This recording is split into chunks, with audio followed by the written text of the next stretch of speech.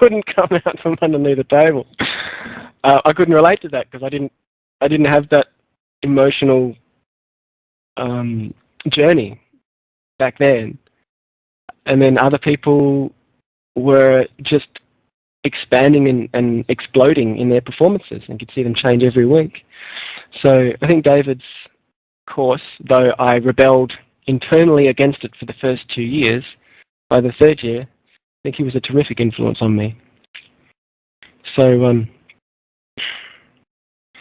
yeah, and of course, the other teacher that came to our school once or twice was Terry Fitzgerald from Sydney, and he had a training school in Sydney at the time, and was one of the very first teachers back in Australia, having trained with McDonald. So the very first time I did some chair work with Terry was very confronting, because it was a completely different way, and it was terrific.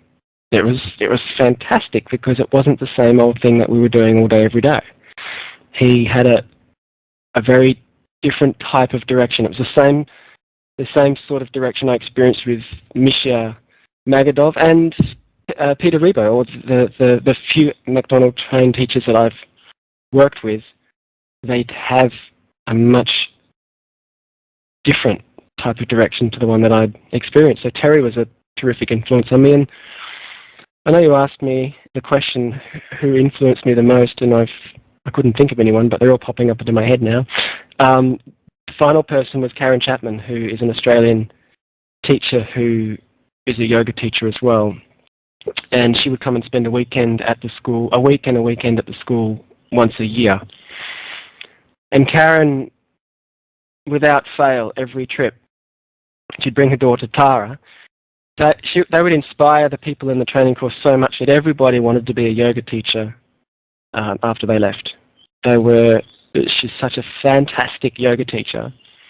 I think has 2 or 3 different yoga degrees, as well as, well, nowadays, almost probably 30 years worth of Alexander teaching under her belt. That she was very, very specific, and it appealed to me because the course was so open and flexible. Karen came in and it was either a yes or a no answer. It was black and white, every question. And that kind of certainty and confidence was very refreshing. So, I think all these different people that we're exposed to gave us the chance to see, well, look, there isn't one way.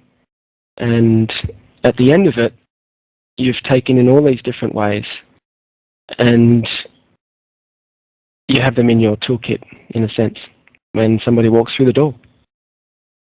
I remember working with someone from the Sydney school, and she said that they were told they were not to take private lessons from people outside of the McDonald school.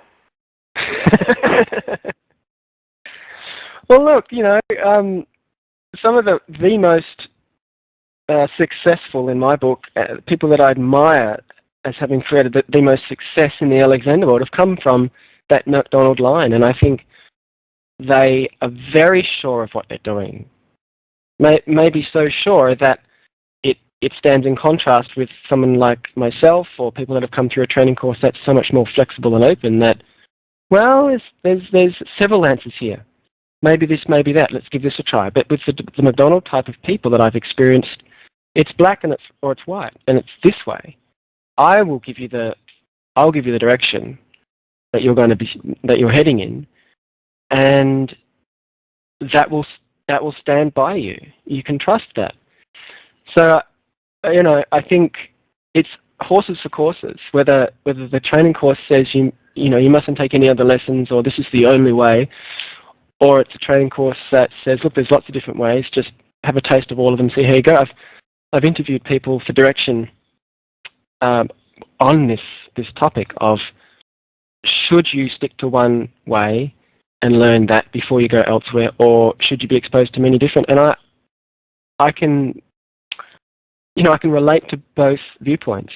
I think having the one way is very comforting, very supportive for that person, as I was in that first 2 years, who doesn't really know what they're doing there. doesn't really know what's going on. They think they do, but they don't. And to have the same message all the time, very powerfully reinforced, with no other inputs, could well be a very, very good way to produce Alexander teachers.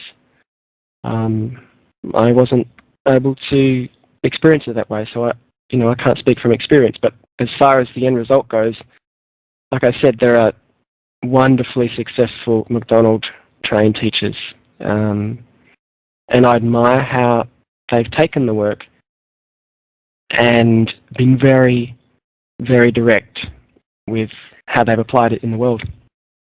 So yeah, who knows? Who knows, Luke? I certainly don't have the what do you call it? The get up and go, or the confidence to run a training school. I don't think I ever would. I think people that run training schools, however they do it, are to be absolutely admired. How is the Alexander technique perceived in Australia? Oh, I guess it depends where you go. It depends who you speak to. In the performing arts, in the music arts, it's much better well known. It's at NIDA and Sydney Conservatory and the Victorian College of the Arts, and the top creative arts schools and colleges in our country have Alexander technique teachers, and very good ones. So it is where it should be, I suppose, if you think of it in those terms. That's where it began, and that's where it is still the strongest in all parts of the world. But when you start radiating out from people who are actually very dependent on the health and the coordination of their body for their career, which we all are, it's just that performers are that little bit more dependent, I think. Yes, the ripples get smaller and smaller. Karen Chapman who I referred to earlier, had 17 years of running a yoga group or yoga school from Sydney, and I think she inspired many, many people, if not a dozen, maybe more, to go on and train to be Alexander teachers, because she gave them such a strong belief and faith in the work. So they went off into the yoga world. So in yoga, there's probably a little bit more of an awareness of Alexander than other areas. But then from my background, and I'm not in the performing arts at all, I came purely through the need to fix my back pain. The options in that industry remain physiotherapy, chiropractic, osteopathy, and more and more nowadays Pilates and yoga. And although in my third year and then my first year out of training as a teacher, I ran a module at the Victoria University for osteopaths on the Alexander technique, and I thought, we can get osteopaths to be aware of the application and the benefits of the Alexander technique outside of osteopathy as a profession, then just maybe a relationship between osteos and Alexander teachers could be formed. I did that for 2 years, and then their funding got cut, and no longer did they think that Alexander technique was important enough to fund. So to answer your question,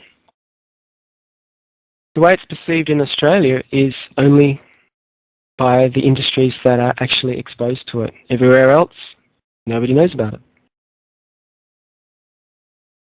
So guide me through some typical conversations with strangers who are not in the performing arts when you mention that, when they ask you what you do for a living.